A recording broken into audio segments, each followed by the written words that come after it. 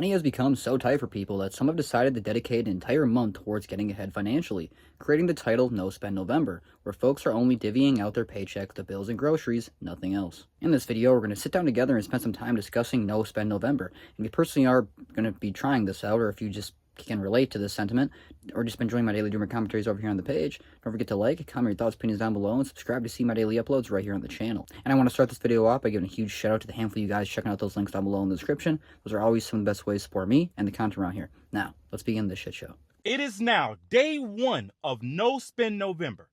For the whole month of November, I ain't spending shit.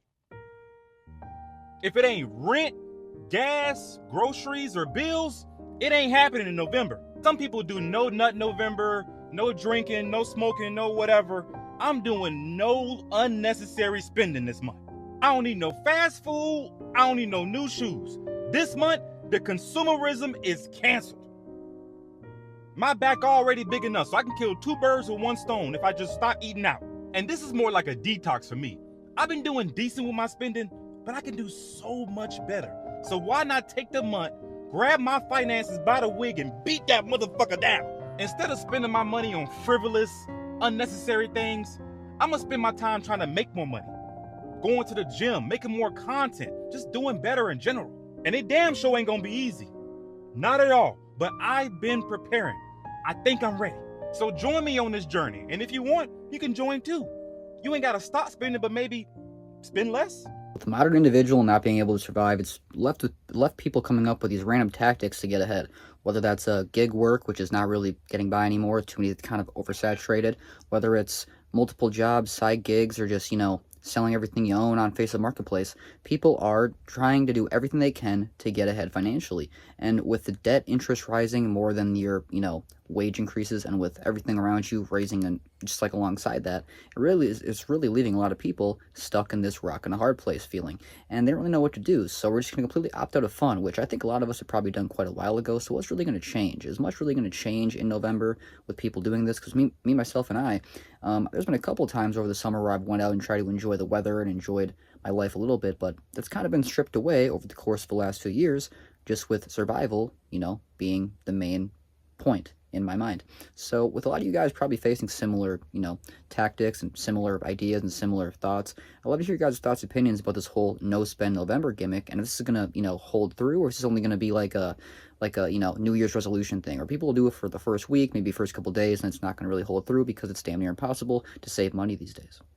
I live paycheck to paycheck and I never have any fucking money, and I have like $650 worth of student loan payments every month, and I'm just kind of thinking about like not paying them anymore. Yeah, if you've ever like stopped paying loans, let me know what happened, because I've read a lot of things and it just seems like at this point the benefits of not paying the loans outweigh the risks, if that makes sense. Now, catching up on debt feels damn near impossible these days, and it's for various different reasons.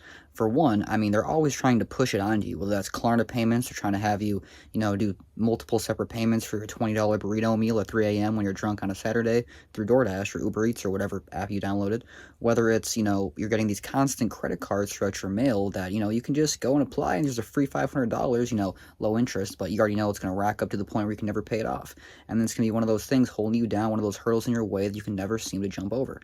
And then not only that, but as soon as you become an adult, society tries to pressure you into taking out these huge loans for college that, if you've asked many people, they don't even really use those degrees, and they're still paying off those loans to this very day. So with debt being such a common reality in modern times, especially in the, these first world countries like the US I'm born in, it's kind of a crazy world when you think about how getting out of these things might not even be a very reasonable solution for many people. They just let things go into collections and then never answer the phone. That's what a lot of people end up doing. We should boycott Christmas.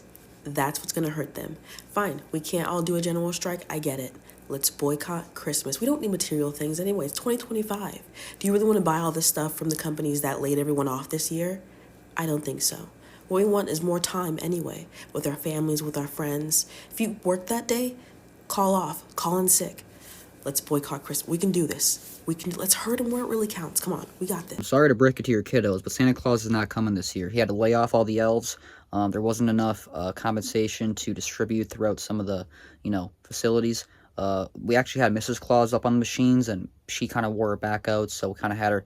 She's now on, the unemployment benefits, and they're starting to cut that off as well. SNAP benefits getting shut off. It's a whole mess up there in the North Pole for Santa Claus and his crew. So to break to your kids, there's no holidays this year, and with no spend November, I don't think many people. I don't know how are you going to do this with the holidays coming up? Are you just not going to have Thanksgiving? I mean, do people really celebrate that anymore anyway? Are we just not going to have Christmas?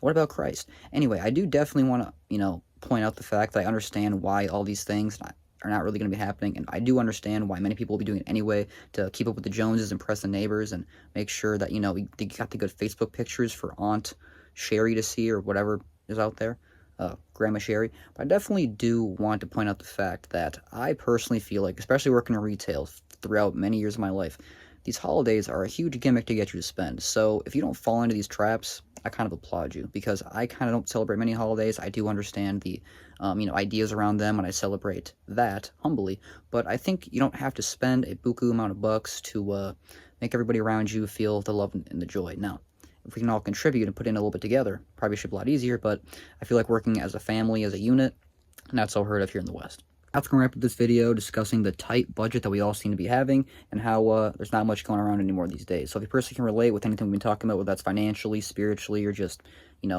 communicationally, I guess, feel free to leave your thoughts, opinions down below in the comments. I always love to read through those, sort through those, and respond to the ones I see fit. As well as a huge shout out to handful of you guys checking out those links down below in the description. Those are always some of the best ways to support me and the content around here. I'm trying to be as consistent as I can, and I plan to keep that up, but that's kind of all I got for this one, so hope you enjoyed, and I'll see you in the next one. Bye.